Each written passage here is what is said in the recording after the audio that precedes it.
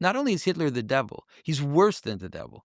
Like if I call you a devil, you might get annoyed, but if I call you Hitler, you might punch me. Like that's how bad it is to actually use that term. It's the worst thing you can call anyone. So if you want to go against Trump, you don't call him the devil. You call him Hitler. That's how you characterize someone as the most evil thing that humanity has ever imagined. Now the problem is that Hitler is not that. The devil is much worse than Hitler.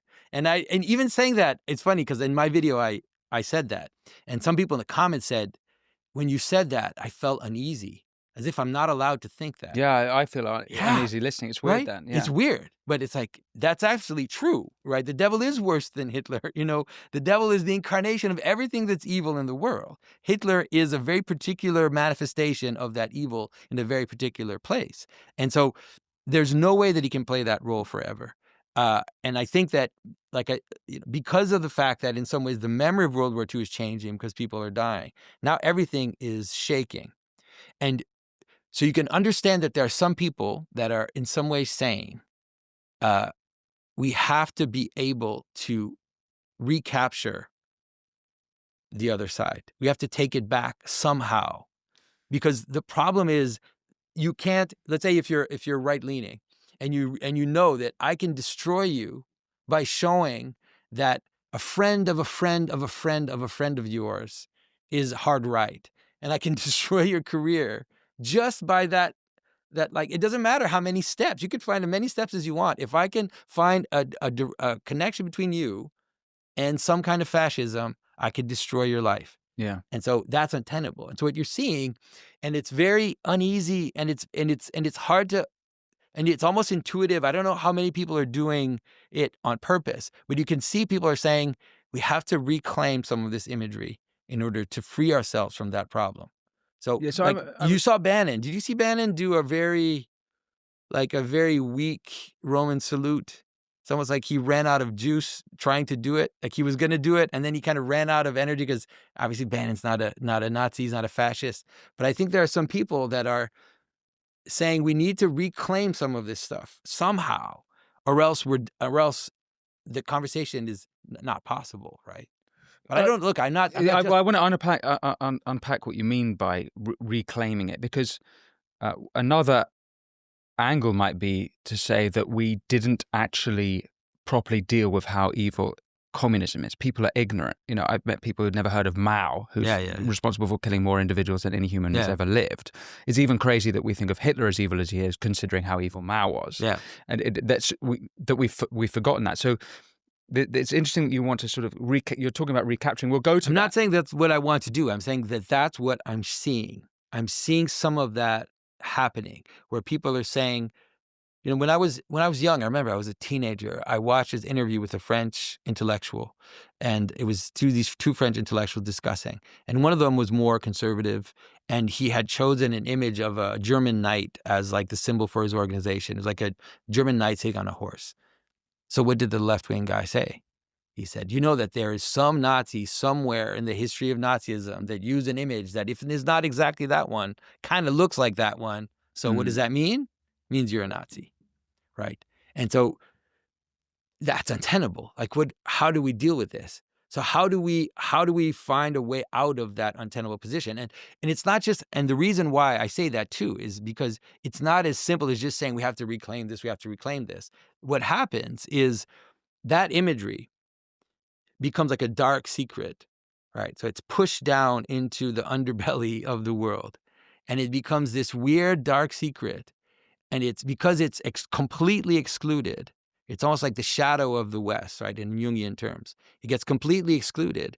And then not everyone, many people who then feel excluded, who are resentful because they don't have a place in the world, at some point, they go on a little, Joseph Campbell adventure into the underworld to try to see what treasures are there that they could find that could help them find some thing they can grab onto in their resentment. And so that story isn't just a story. It's embodied in people. It's embodied in people that have no place in the world, and that are saying, and that are in some ways becoming, you could say, satanic, for use of a better word, satanic for the story. They're saying something. They're like, I call them World War II metalheads, or like Ozzy Osbourne, like if like a kind of Ozzy Osbourne aesthetic, but for World War II. They're saying, hey, maybe the upside down is the right story, Hmm. right? Maybe the devil actually is the hero in this story. So in simple terms, it's because there's something wrong with the post-war consensus that we're telling ourselves, the narrative we're telling ourselves. And they recognize there's something wrong with that narrative. So they're exploring what the other options are, and they're ending up with the inversion, Yeah. which is just as bad. Yeah, of course. Well, no, sorry. The inversion is, I would say, worse than Well, the. it ends up because one of the things that's the craziest, and I'm sorry, when I laugh, it doesn't mean I think I'm funny. I always laugh in the worst spot. I laugh in front of tragedy. Sadly, it's a characteristic. I've actually laughed when someone pointed a gun at me in my life, and so it's like it's not that I. How can I say this? Like it's not that I find it funny. It's that I find it uncomfortable. But sorry, just to get that out of the way, because people like he takes it very lightly. I don't take this very lightly at all, because one of the things that happens is that the version of Hitler that we have. You know, it's a caricature of Hitler, right? Hitler was obviously evil and horrible, but the devil version of him, like the satanic story version of him, is far worse than the actual Hitler, right? It's like take everything evil in the world and just put it into one person, and that's Hitler. And so what happens in the people that go into that dark space and then look for that that dark treasure, they're not the Nazis. They're the movie version of the Nazis, right? They like the propaganda version of Hitler, right? It's kind of like, you know, even if they're Holocaust deniers, they'll say, if the Holocaust didn't happen, well, I'll do it now, right? It's worse than even like the people that are kind of going into that space and are willing to embody that satanic force. Not all of them, but some of them will go all the way through, and like I said, will become, for all intents and purposes, like Satanists to the story, you know. Um, and so that's one of the problems, is that's why I say there. I think there's like there's things that are shaking and things that are kind of twisting in the wind, that are trying to find a way to reintegrate some of this imagery in a manner that won't unleash the horde of demons that are there. So I don't know if that's possible. Maybe it's not possible. I don't know. So But there's two things then. There's imagery, yeah, and there's the actual narrative and ideas, right? Because that these are I related together, right? So in some ways, and this is not, I know this is weird for people to think this way. I'm not arguing about what happened in World War II. Like it's not about what the facts are. Those facts obviously are important, but it's mostly about what is the story that has been received that is motivating people to act and to think. That's the thing that I'm talking about.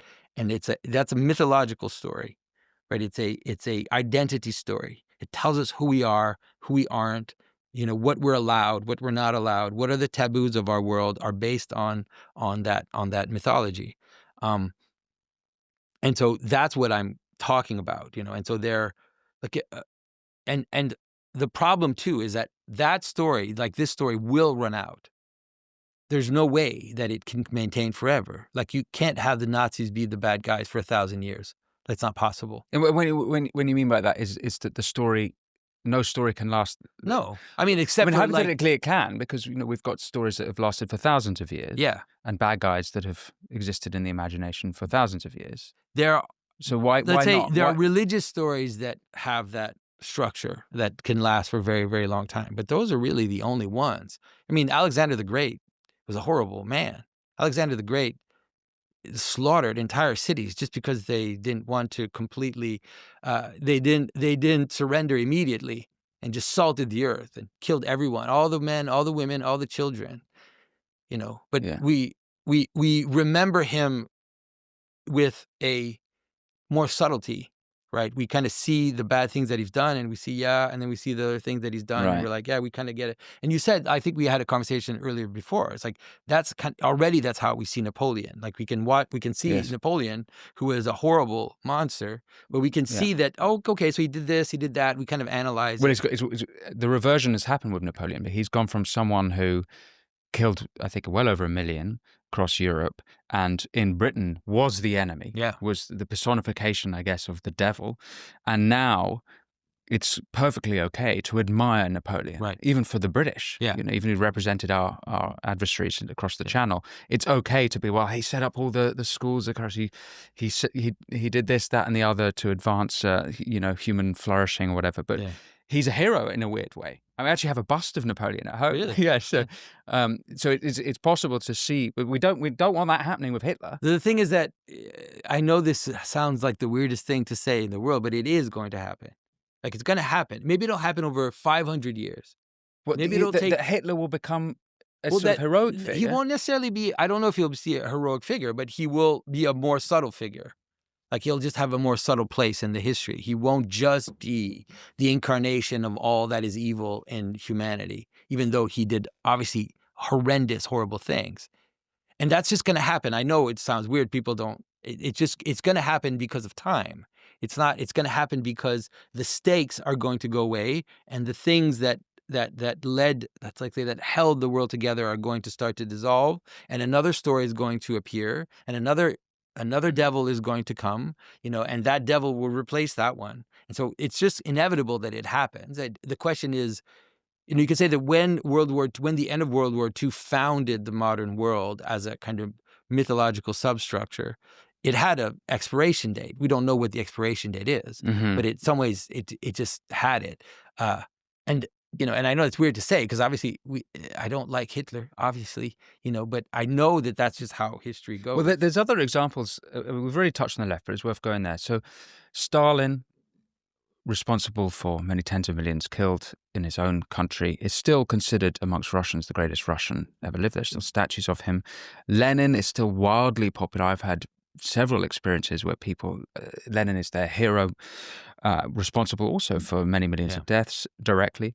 And Marx, even though I don't know if he's directly responsible for any deaths, his literature is genocidal at the level of the class, and he splits people up into class, and in that respect, it's a different version of Hitlerism in that instead of by racial identitarian lines, it's by class lines. Those guys had never went through real. They did in certain places. Yeah. If you are in Eastern Europe, Poland, Hungary, the Visegrad nations, they have really understood that both the devils. Yeah. And so they're in perhaps they have a different narrative, and they've assimilated all this information differently. Yeah. I remember seeing when I heard the first time I saw Putin try to reintegrate Stalin, and I thought, that's crazy. What is he doing? That is nuts.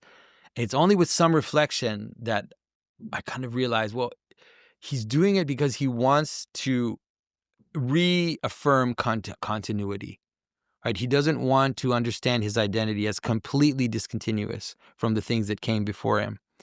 And like I said, what I'm seeing is that is what's shaking. That's a good way of understanding what's going on. Like, that is what's shaking in the culture. And that is what's motivating people to say the things they're saying. And I don't know how conscious it is, and it doesn't really matter. But it seems to be to me, it seems like that's what's going on.